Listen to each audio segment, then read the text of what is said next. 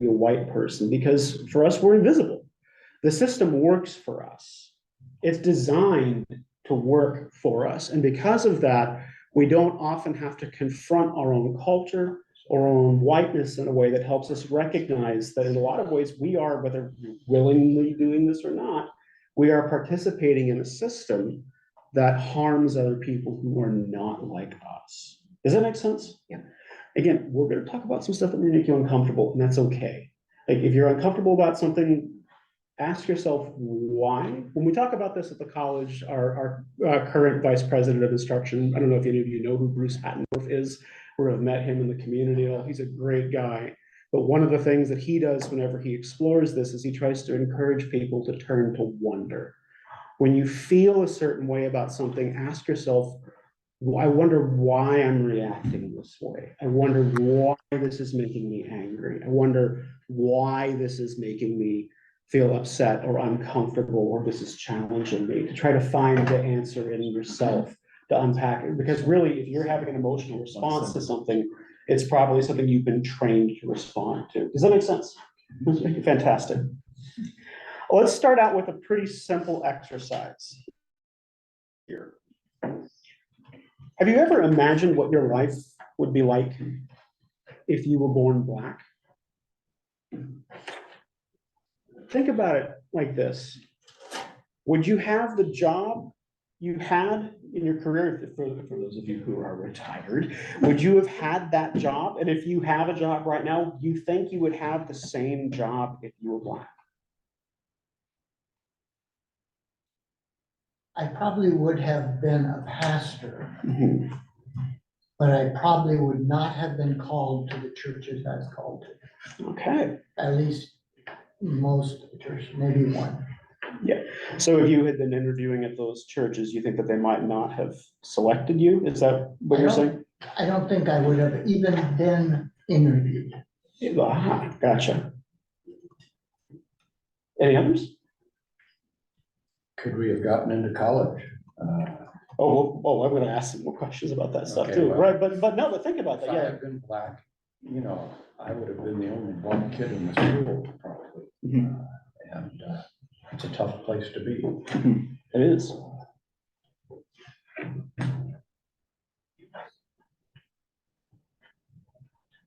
Would you be a physical therapist? Would your career track have looked different?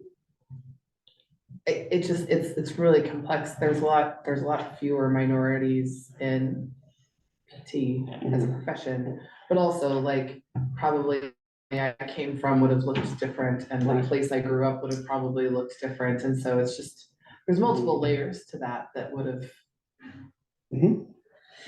But I would say probably I would not have had the multi-generational background with family, like grandparents that were all pushing education as like the way to get up. I don't know if that would have happened in the same way. So if you think about, your romantic life, your dating history, would you, if those of us who are in a relationship, do you think you would be married to or in a relationship with the person that you're with right now? If you were Black and they were not.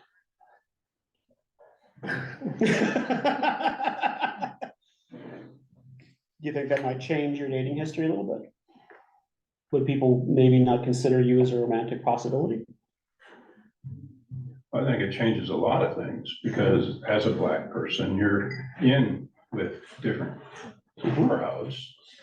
As a Black person, you have different outlooks, expectations, different, just the whole gamut is different. So in a way, it's not really a fair question, because even now, as a white person, looking back, there was a thin thread that brought my wife and I together. And it could have been just one little thing that would have totally changed that as well. And that touches on one of the other questions that I was going to ask too. Do you think you would have the friends that you have right now? Would you be in the same social circles? Some of them, because some of my friends are Black. Julia's the one. Would we have chosen to live in PA though? Ah, very good. I doubt that, but. Okay. I think regardless of where I lived, had I been black, I would have had black and white friends. But that's because of who I am, Mhm. you know, what way I think and my likes and dislikes. I mean, I worked in medical, Mhm. and so I see all races in that, not only as coworkers, but as patients, as administrators and everything. Sure. Do you think you would live in the same neighborhood? Would you be in the same house that you're in right now? I just want to say like a broad overarching kind of thing that I think about as we talk about these things is that especially probably some of the older people in our room are not far off in age from friends of ours who were at our church in Iowa City. They now live in Fort Collins, Colorado. And he was, I think, the first African-American to go to medical school, University of Illinois. Or among the first. His wife was the first Black woman at small liberal arts school near Iowa City. And, even in the course of like my lifetime, I just think about the things, the firsts that have happened, whether they're like black quarterbacks in the, NFL, or how it was a big deal to have a black quarterback and, sort of a white position, black head coaches, a lot of assistants. I mean, these things, a lot of places where, professional golf, tournaments are played, and up until my lifetime, they didn't allow certain races and ethnicities things to be members. I mean, so I mean, whatever we might say yes or no to on these things, there's a lot of no's, Right. And it's not that far off. Right. I mean, especially with the house question, I really think that my answer to that would be quite different now, quite different. If I had been born black, because again, I wouldn't have had access to generational wealth the same way that I do as a white person. Yeah. I wouldn't, I don't know if my real estate agent would have shown me the same house That's true. at all, or if immediately, oh, you're black, you want to be in a black neighborhood, so she would have looked at something different, or maybe instead of showing me houses, would have shown me apartments. So how does that even get started? We're gonna unpack that. That's what this is about. So there's a very big and good question. Yeah. We're gonna try to dismantle some of that. And this is where we get into a conversation about white privilege and try to define what that is, which is where we're slowly headed. Two other important questions I want to ask here. If you were pulled over for speeding, do you think the police would treat you the same way that they treat you now? Depends on whether the policeman is black or not. That doesn't matter. I don't think that matters. That does not matter. Like, again, speaking as a psychologist, like the evidence is very clear that does not matter. It depends on the officer is what I'm getting at. I don't know if it does. Again, again, speaking from the evidence, it does not appear that it would. The other question, if you were born black, would you feel safe calling the police if someone broke into your home?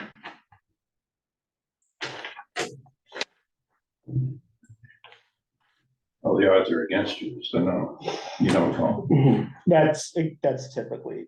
And I would say, even if the reality of what would happen Mhm. doesn't fit that, there's enough of a fear and anxiety about it that Mhm. they would, do you know what I'm saying? Yeah. So Right. even if you got the person who stopped you that was going to treat you fairly, the fact that there's so many that aren't Right. would make It's you too react in risky. a way as Yeah. a person being stopped that would be different than what Yeah. someone. You don't know what your odds are. Correct. Yeah, it's a dangerous role. And you're gonna dice. play the odds of safety, which is assuming that it's not going to go well. Some don't care and just live the way they're gonna live anyway. And there's whole curriculums for moms and dads who are black. to teach their children what to do, Correct. how to walk down the street, what do you do if you see a police car? We don't have that kind of curriculum that our No. parents Where teach you us. sit in the classroom. Right, we Yeah. don't need it No, of course not. because the system works for us. Yeah. Like, the police are here to protect The us. white guys. They're not necessarily here to protect people who are different from us. Again, this is where we're gonna start to get into some uncomfortable stuff. We'll come back to the question about what it means to be an American here a little bit later. Let's talk about what it means to be white. And I have this nice white privilege checklist here that I want to run through and just sort of explore. This is just designed to give you a sense of what may be already invisible to you. I want to try to help you begin to outline it in some ways and draw it into visibility. Let's just go through these questions. It's a long list, but I think it's worth our time to explore this. Do you have the ability to pass down generational wealth to your children? Yes or no? Sure. Right. Which means also there's an assumed question in there. Do you have something to pass down to your children?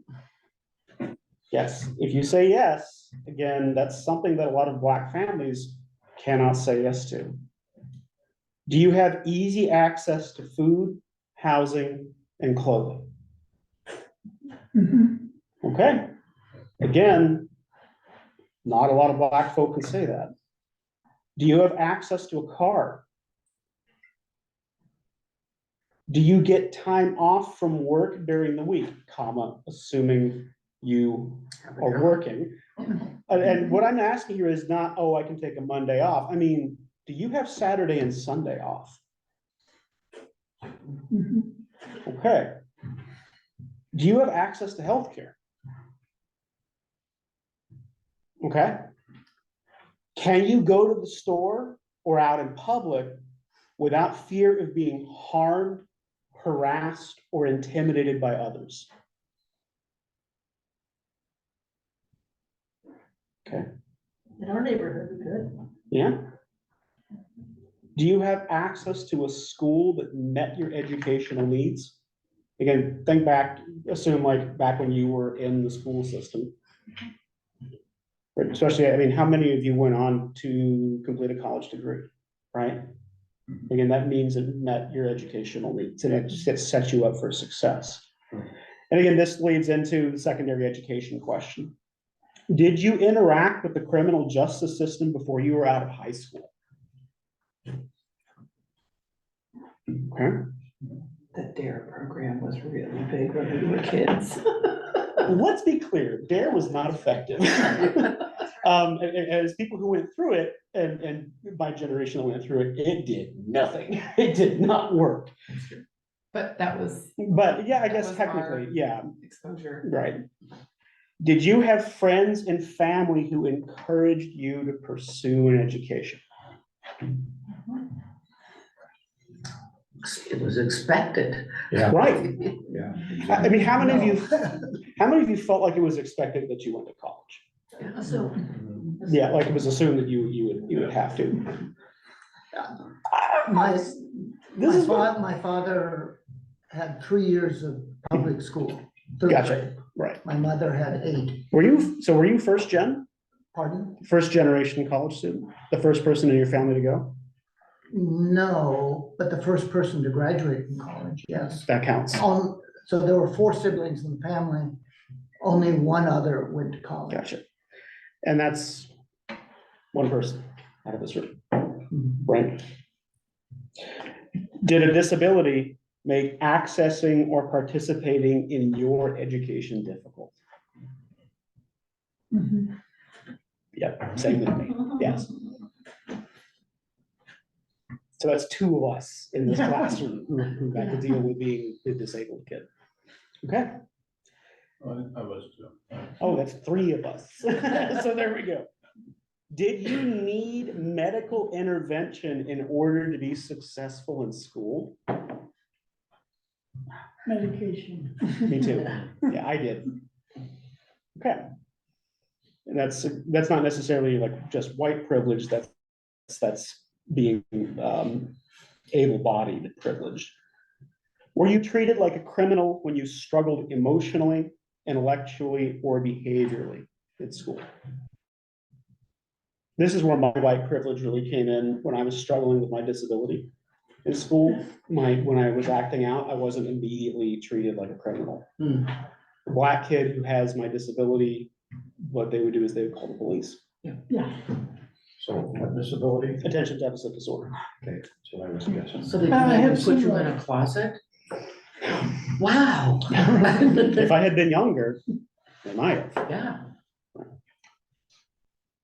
Are the intellectual accomplishments of people who look like you recognized by society? Hmm. Probably usually. Usually, yes. As white, sure. Yeah. Is your intellect questioned in the workplace or in school? Mine is, my general credit got scrambled. Yeah. Again, especially if you're like, I'm lucky because my disability is invisible, right? If you have a more visible disability, you get challenged Yeah. on stuff. Like you really do. Are your accomplishments only recognized for 1 month during the year? What is February? Black History. Black, right. Oh, okay. And is March Women's History Month? Maybe. No idea. Okay.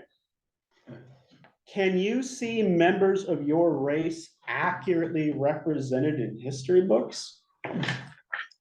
Well, I would say in some places, no. No. No. We don't know anymore. Okay, page 2.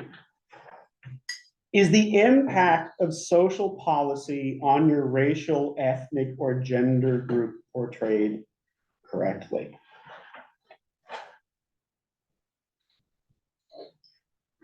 No, No.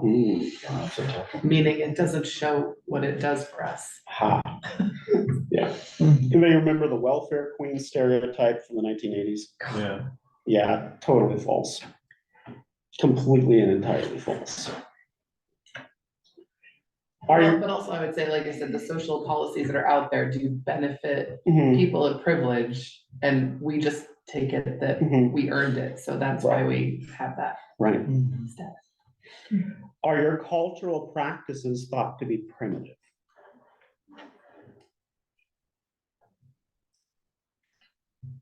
Your mom Some doesn't of speak English. Some of them. Yeah, depending on.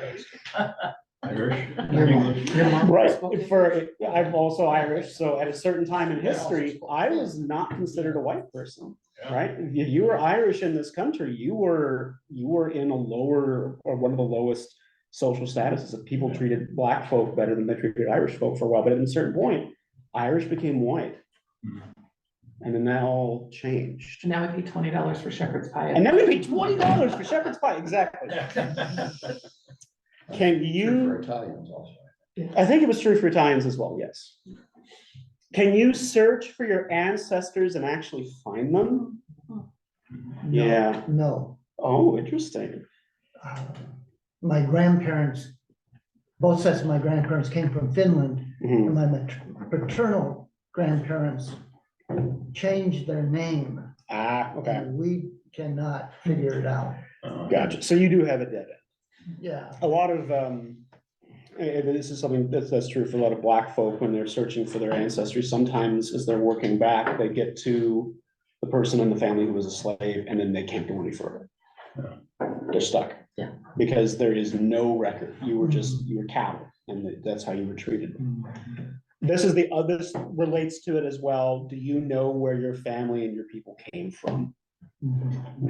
I do, right? Learned a lot about your family recently when they did your family tree. She who is related to a Caesar for some reason, it was a bit of a surprise. Again, a lot of black folk can't do this. Is your body, I don't know if, I want to talk about this one for a little bit. Is your body frequently compared to a standard of beauty that it can never match up to? I think, yeah, Yeah, I think all of us. yeah, I think so. too. Mhm. Just don't look in magazines and you won't know. Right. This is more of an issue for especially the women in the room, I would say, than it is for the dudes in the room.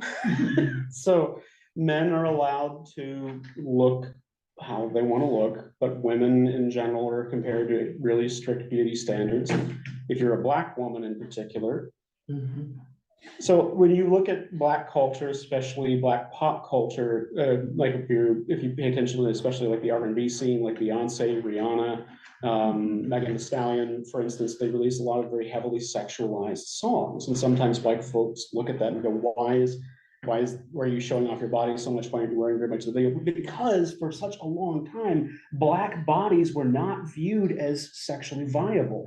So in a lot of ways, by showing more skin, they're trying to not only reclaim their blackness, but also reclaim their womanhood. Does that make sense? So like there's sort of, we call that sort of an intersectional look at a particular problem. There are multiple different dimensions that influence why one group's sense of liberation may look a certain way. Does it make sense?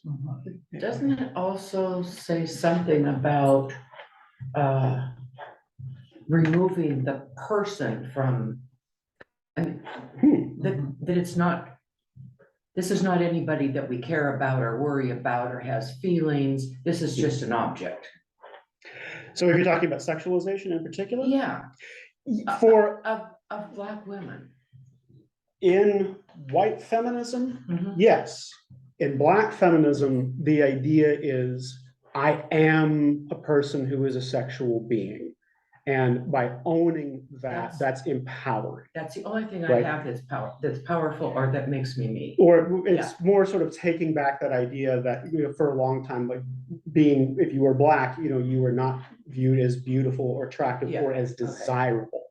So by, again, doing those things, they're basically saying, no, we are absolutely desirable and we get to own that kind of value. I mean, we call it, again, intersectionality, because what looks like a certain standard for one group, like, again, for white feminists, sexualization is a negative thing. For black feminists, sexualization is a very positive thing, because it's saying that black bodies are good and desirable things that are worth being treated that way, Well, or in a good, positive way. What about all the efforts that many blacks go through to make their hair look like white people's hair? Complicated. Yeah, Very, there's all that. that's a white beauty standard being Yeah. imposed on that group. And again, that relates very, very intensely with this. This also folds into the next question. Do people frequently feel like they have the right to touch you? This is something that white folk don't deal with, so this may kind of come out of nowhere, but if you talk with black folk about this, people feel like they can come up to you and touch you. Or touch your hair. Or touch your hair in particular. Oh, yeah. Oh, your hair is so nice. And then white folk will reach for the black person's hair and pull on it or touch it. Oh. It's extremely uncomfortable. And this is the idea that, again, black bodies have no right to themselves. Black bodies have no right to privacy. Black bodies have no right to self-determination and have no right to say, no, you can't touch me. Black folk go through this quite a bit. It's also a sexual thing, too. It can be for some folks, right? It can be. Do people give you the benefit of the doubt when you make a mistake? That's nice. And how white privilege that you get to enjoy that. Not necessarily the case for black folk. Again, not just black folk. Let me be very fair here. Again, we're focusing on anti-black prejudice, but people of color of a variety of different ethnicities experience these same problems. Last but not least, we've already sort of touched on this one. Are you afraid to interact with police? Mhm.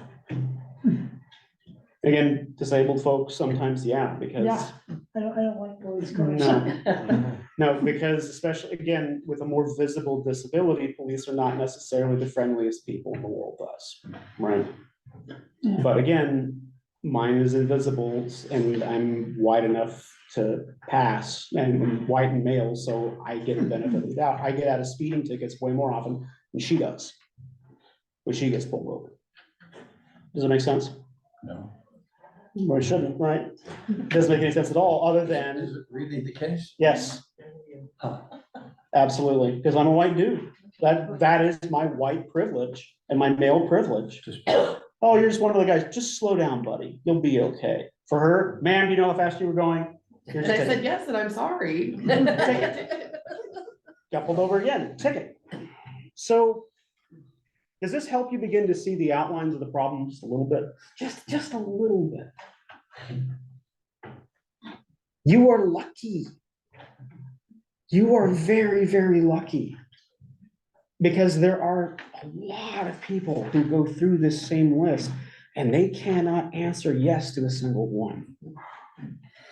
And they have to live in this country.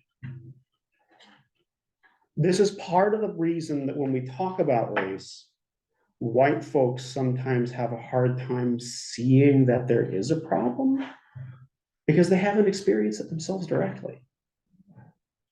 It remains an invisible thing. But for Black folk and for people of color, again, from a variety of different ethnicities, they have encountered all of this. The system works for us, so we don't really have any reason to look behind the curtain or look under the hood to see why it is working for us the way that it is. So let's talk about racism. I want to direct your attention here to these four little definitions. First of all, we're going to define racism here as a system of hierarchy based on the belief that one race is superior to all others. And, Yeah, go ahead. well, I'll let you, are you gonna talk about that one first? Because I have another. That's what I'm talking one to about. offer up. Let's talk about racism first. Yeah, no, I don't know if we want to talk about this definition, because I have another one to offer up. Sure. That, So give me the other definition and let's talk about the differences in between them. well, so maybe if you don't mind me taking over for just a second. So how do you feel about that definition there? A system of hierarchy based on the belief that one race is superior to all others. That, I just don't think it's consciously, No, it is not conscious. so that needs to be in there. No, it doesn't. so it's difficult because it's hard to. I think it does hard not. to think, it's hard to think of like the white race is superior to other races, and so that's what, you know, or. And the reason I wanna interact with that a little bit is because it makes things like white supremacy or something that we think of like white supremacy or you know, a superior race. I mean, superior race, what do you think of? Nazis. Nazis, Nazis, right? You know, We're white.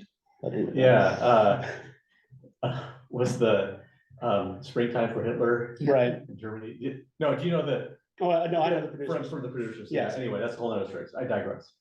But, so, I think this is a good definition, but I think it also, there's a lot of, that could encounter pushback, kids would be like, well, I don't think that, you know, white people are better than others, you know, it's just that, so.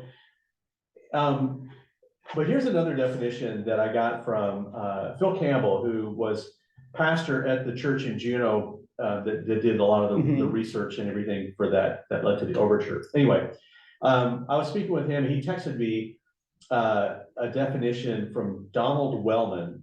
I don't know who that is. Definition of racism as a system of advantage based on race. Yeah, System of you know. and I, as a psychologist, now I'm gonna take control back. Yeah, good, please. That's much weaker, and that does not go far enough. Okay. There's a reason that I like this specific definition, because when we're looking at racism, the fact of the matter is that racism, especially in the United States, is based off of that invisible hierarchy. The idea that white people are better, period. And every other group is judged by our cultural standards, our economic standards, our systems for doing things, our beauty standards, our religious standards, and our values of what are right and what are wrong. We are constantly comparing everybody else to us. And if they are different from us, we assume that there's a deficit. In social psychology, we call that the difference equals deficit error, or the difference equals deficit fallacy. Because there's this intuitive assumption that if a difference exists, it's the person that is inferior to us. We don't have this stuff trained. It's not like you're like, hey, congratulations, Stan, you're white. You get your white pen, you get to be like, here's your white person pass. You can just kind of walk forward and put any line that you want. People are going to treat you better. And it's not like we're overtly taught this. We are covertly taught this by the way that our culture values whiteness and the way that it tends to put white people in front of So how others. does this definition, if the definition fits white Mhm. being the superior, how does that fit Irish, Italian? At a certain point, they became white. They became, but not in the beginning. Correct. Back in the beginning, again, depending on how deep into the history of white supremacy you go, it's an interesting thing to study and kind of take a look at. At a certain point, there was value in adding those groups in order to maintain the power base for white supremacists.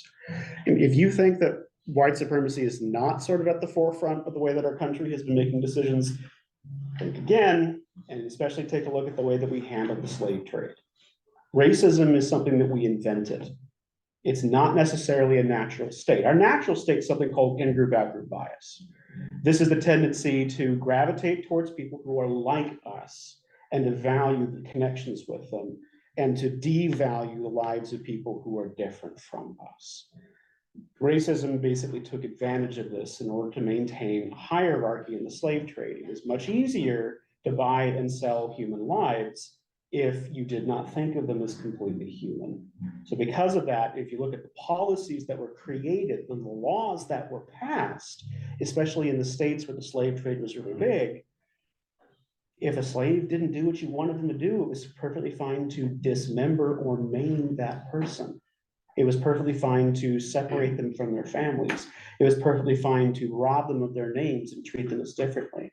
And by putting them in a subhuman state, it kept the slave trade functional, kept people participating in it, allowed you to treat people in it brutally so you could maintain power and control over them and just make it easier to make more money off of it. In a lot of ways, if you trace the history of this, greed is very much at the heart of this sin. But isn't it still? Oh yeah, very much so.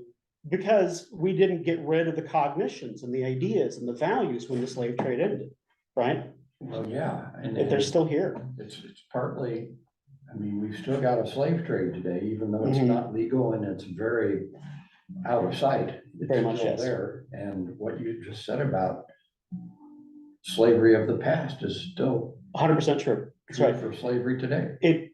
We just stopped legalizing it, but yeah, it still very much does happen. And in addition to that, that way of thinking about people who are not white is still 100% present, and it's still taught and unconsciously passed down from parent to child. Like, we still do this. Before we take any others, let's take a look at this next definition I have here. This is where I really think we want to unpack this term, institutional racism. This is the way that belief becomes ingrained and reinforced in societal organizations like government, education, the judicial system, economics, and the media. Does anyone know what redlining is? Who can tell me what redlining is? Not letting black people live in certain neighborhoods. Right. Either directly or by building interstates in Exactly. places that Separating them somehow. drove Mhm. things down. Have any of you ever visited Tulsa before? It's my hometown. Have any of you heard of Greenwood? Who can tell me what Greenwood is / was? Was that from the Tulsa? The riots. riot, Oh. yeah. Yeah. We now call that the massacre. Massacre, rather. Yeah, just to recognize what it really was. Greenwood, anybody know the other name for Greenwood? That's right. Yeah. I went to high school just Black Wall Street. about Black Wall Street. Yeah, Oh. yeah. I yeah. went to high school just down the street from Black Wall Street. So in Tulsa, we participated in institutional racism by being still a very segregated city. It's still very segregated today. White folks live in southern Tulsa or central Tulsa. Black folk live in North Tulsa.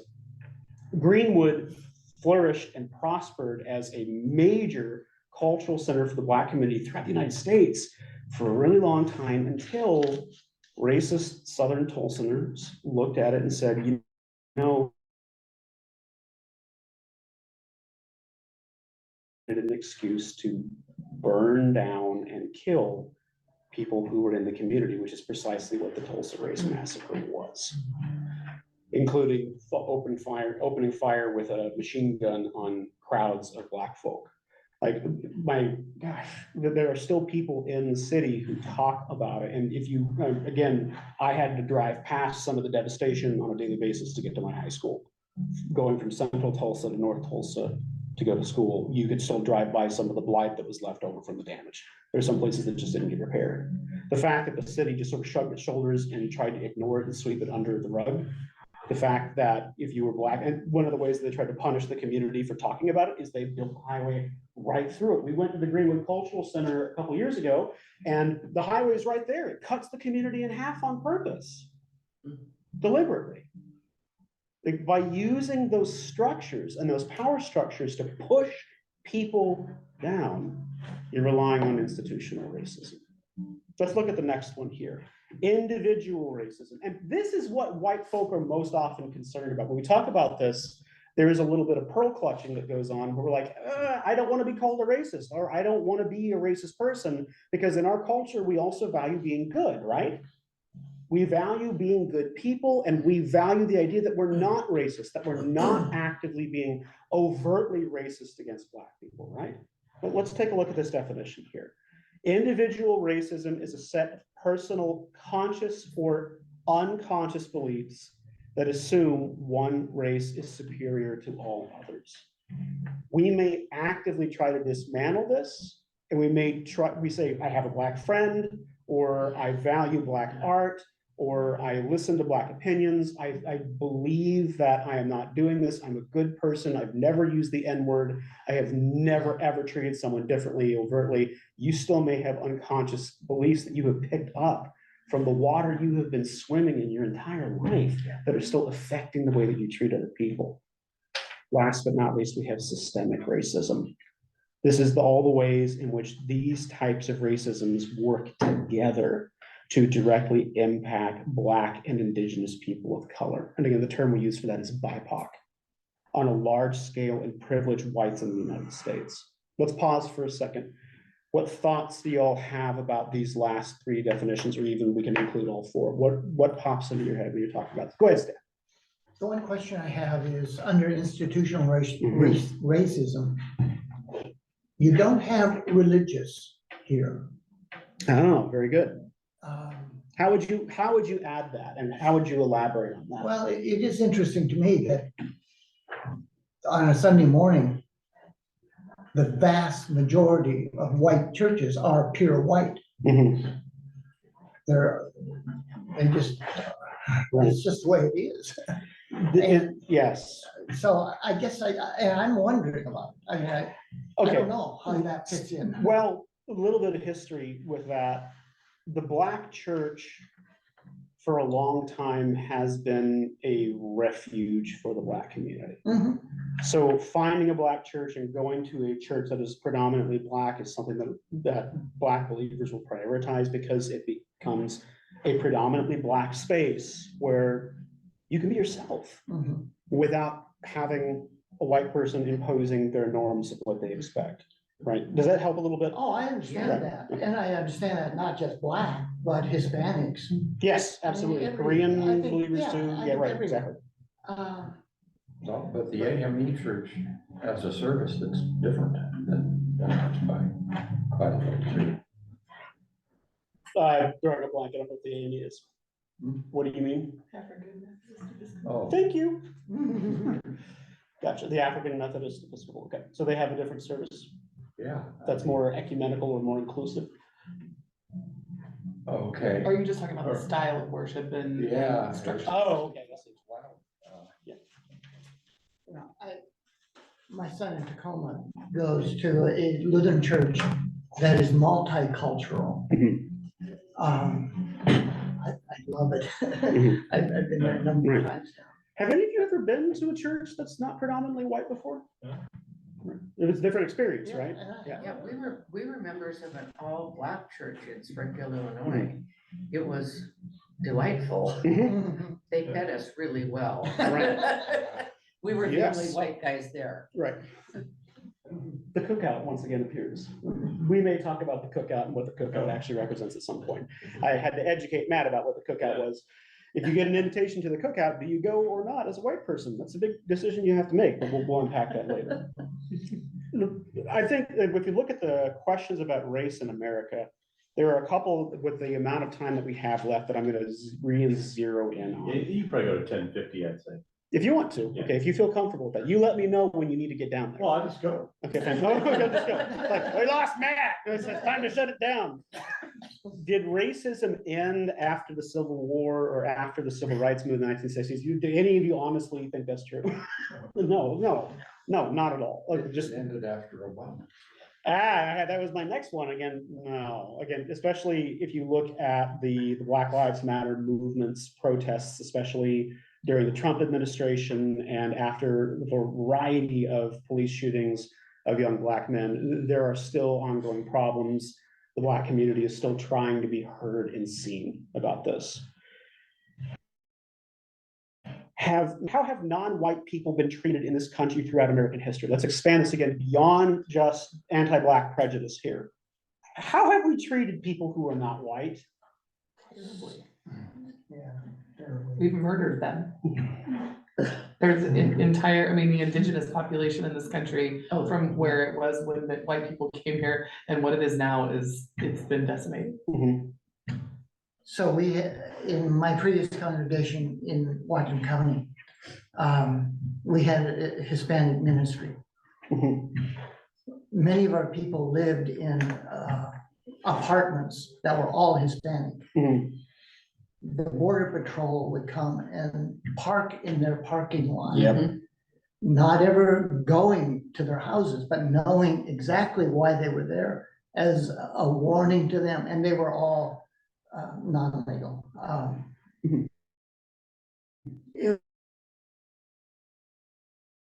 So even, I mean, there's a huge section of the United States that the native people that were there were of some type of Hispanic origin, like you look Oh, yeah. at New Yeah, Mexico and Arizona. And Oh, so yeah. to me, it's just so funny because people are like, oh, you're not white, but yet their families have been in the United States Yeah. way Oh, longer yeah. than people that, came over 150 years ago. And I heard a noise over here. Did you have something that you wanted to? That's why I've been pointing at you. Oh, I mean, not necessarily. I was just gonna say, though, I think that, that non-white people essentially, and I think we have been forced to assimilate. And even there, you're digging into like maybe a particular kind of whiteness in a way, because, like your family changing their Finnish name coming here to assimilate more into, the predominant culture. That's a little easier switch than, my mom coming and adopting an English name, because how do you pronounce? Right. Right. So, yeah. One of the things that is interesting about my paternal grandparents is they lived here for 60, 70 years. They never learned English. Wow. So I did never communicate with them because they didn't know any. Interesting. They didn't learn. This slides very nicely into the next one, which we have been talking about a little bit. Have all white people been given the privilege of being white throughout American history? And we know that that's a no, right? Again, if you're Irish, you heard the stories, apparently Italian. Again, I just don't know as much about that.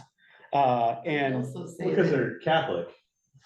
right, Yeah. the Catholicism very likely had some, I was gonna say, or Jewish, And right? Jewish. And Jewish, and yeah. in World War II, my grandpa said, they would say, Stutzman, you must be German. No, I came from Holland Mhm. because, again, it's just whatever the color or flavor of the month is. Right. Mhm. What was the original spelling of your family's name? For Schrader, when they came over? to Ellis Island? SHRO with an umlaut, TER. And why did they change it? Because nobody could pronounce our name correctly, and it wasn't right on the boat manifesto anyway. Right, So I have family members that don't have my last name and have family, or, and am not related to people who do have my last name, because my great grandpa went to the courthouse and said, this is stupid, I'm changing the spelling so people say it right. gotcha.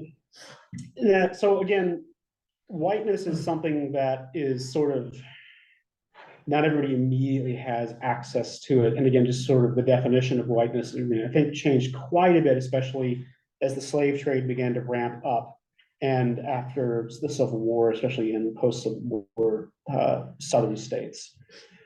Can I just throw in too? Yeah, go ahead. I hope that as we think about this, that we realize that we all, like you're saying, can we swim in the same pool? Right. And that to varying degrees, we all shape our lives and our existence to a particular form of, white culture that that's depending on where we came from. It's somewhat less of a step, or maybe no step at all, to a vast chasm or something. And for many people, one that they can never ever live into because of the color of their skin and Absolutely. so on. Absolutely. I'm gonna jump down to a question. Did you have a moment in your life when you realized you were white? Yes. Interesting. It dawned on me. Go ahead, yeah. Because I've experienced racism being half Japanese. Right.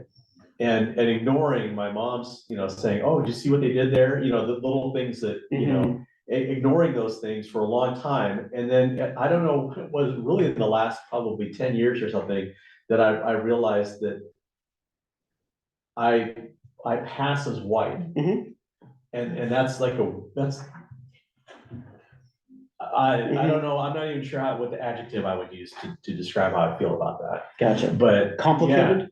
Yeah, exactly. And then it's like, it's existing between different kinds of cultures and things. But yeah, I pass as white and I take advantage of, of that. And, or for some genetic traits or something that is different, it might be a different story. Gotcha. I don't think I ever thought about whiteness until we began talking about it here. Okay. Not just here, it is, but the first time we began to look at Like it. here at the church in some of our Yeah, at the ongoing church. conversations. I don't think I ever thought about it. So when I grew up in Aberdeen, where I don't know the black family in Aberdeen when I was there. And so then when I went to the U, and there aren't that many black kids at the U, but when you go down to play basketball in the Merrill building, we just have makeup basketball games. And sometimes there was a team was playing and they won, they kept playing until somebody beat them. And sometimes there was like guys standing there and you pick teams and, no black kids ever pick white kids and no white kids ever pick black kids. And there was a picking to go on, and when black kids played white kids played black kids. White kids usually lost, but we still played. But it was like, wow, going from none to like, it's, very separate. Yeah. I remember when we were in college, because I was an athlete, and the second year I was there, we had a coaching staff change, and we went from a predominantly white staff to about 50-50 black-white staff, and our head coach was black. And I was kind of removed from it a little bit because I was in the pole vaulters and high jumpers, which were predominantly white. It's very weird, these like racial splits, even within a sport, right? But the sprinters and the hurdlers were predominantly black. And our head coach would spend a lot of time with that group of people, partially because that was his specialty area, but partially there were some white kids on our team that always felt slighted by the fact that, like, why do they get all the attention? Why do they get the help? And I remember at the time feeling like, well, that feels like really unfair. And now I look back and I go, Like, he was a role model. I mean, he was somebody who worked his way up and made it to a point where he's a Division I head coach. Right. And he's just trying to give these people an opportunity to do something. And we were whining about the fact that we weren't getting special attention. And it's, again, you look at it at the time, it's like embarrassing almost. You look back at your life and go, why in the world Yeah. was I so catty about it? Yeah. I think I am constantly re-experiencing my whiteness. And I mean, I went to high school, look up Booker T. Washington High School in Tulsa, Oklahoma, when you have a second. That's where I went to high school. We were one of the few magnet schools in the country that had a race ratio where it was deliberately 50% black, 50% white. So, I mean, I began to explore the differences back in high school. As I have continued to learn more about this, I keep rediscovering new facets of how my whiteness sort of presents itself. It's an ongoing process, and you have to keep kind of recognizing that it's there and looking at it. Because if you don't, like, it'll creep up on you and surprise you in some ways, right? Were you sort of surprised by your experience? Yeah, well, Right. I still, even today, I have trouble when I check off boxes, for Right. race. What do I, Yeah, what do I that's your do? mark. Yeah. And now more and more, I don't know if maybe you don't notice these things, but more and more, you can be like, you can sort of check those that apply. As Right, opposed right. to like, you have to be, Correct. Yeah. Asian Pacific Islander or whatever. like, Exactly. Yeah, because we're almost out of time and it is 10:50. I do have a couple terms here. I want you to think about the term white silence at some point. White what? White silence. White silence. And maybe just kind of do a little Googling and see if you can learn a thing or two about that. If you want to get a copy of the book, Good White Racist, you're welcome to check that out. It sort of explores these different terms. It's not required for this class, but some of us are going to be using it as a reference point, as sort of like a checklist, for instance, of white privilege came from this book. Good read. Well, take her information about the brain in the first 2 chapters of The Grain of Salt. She's kind of wrong about that. But the mechanics of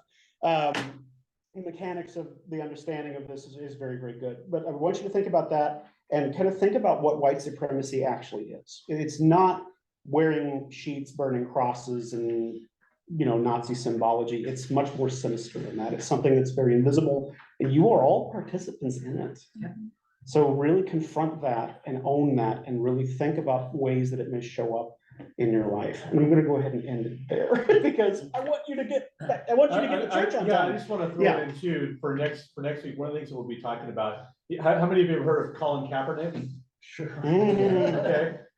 Just refresh your memory on who he is and why his name. Right. And we'll be looking at some of that. Fantastic. If you want the book, it was difficult to find enough copies for I'll the, just read it. for just the Port- committee. Yeah, So it's available as an ebook. yeah.